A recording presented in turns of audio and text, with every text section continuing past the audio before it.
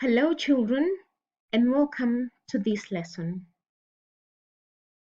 We will continue reading Ottoline and the Yellow Cat. This book is written by Chris Riddle. Today we will be reading chapter 5 together. Let's start reading. Mr. Monroe climbed up the fire escape, which led to the roof of the Pepper Pot building.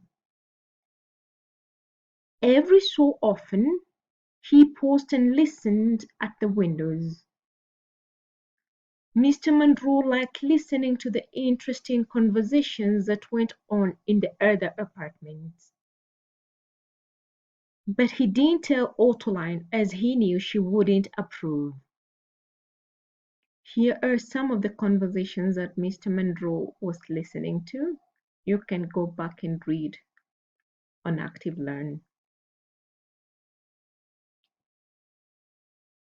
Mr. Monroe stood on the roof of the Pepper Pot building and thought for a long time. It began to rain, very heavily.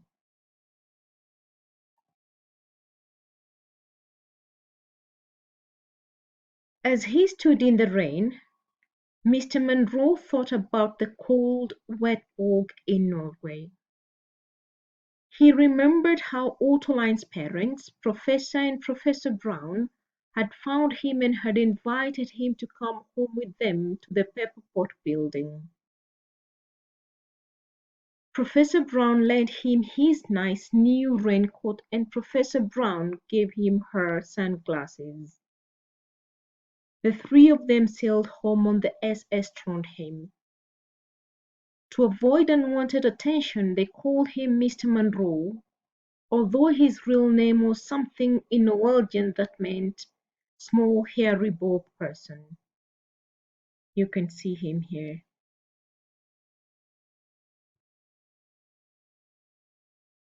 From the moment she was born, Ottoline and Mr. Monroe were inseparable. He took her for walks. He let her brush his hair. He even let her give him a bath, but only once.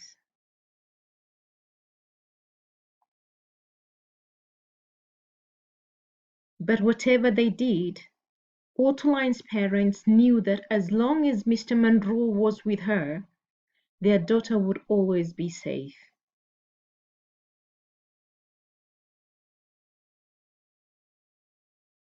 The rain stopped and Mr. Monroe went down the fire escape. He didn't feel sad any longer. He stood on the doormat until he had stopped dripping. It felt good to be out of the rain. It felt good to be far away from the bog in Norway.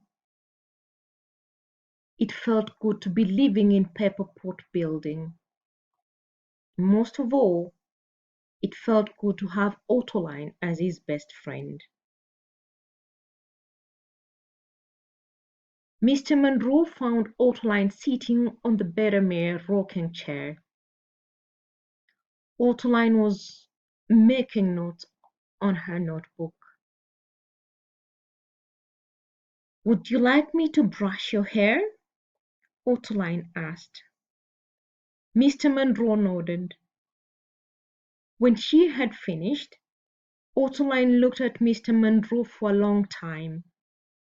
Then she looked at her notebook. "I've got a clever plan," she said. And that's the end of reading for chapter 5.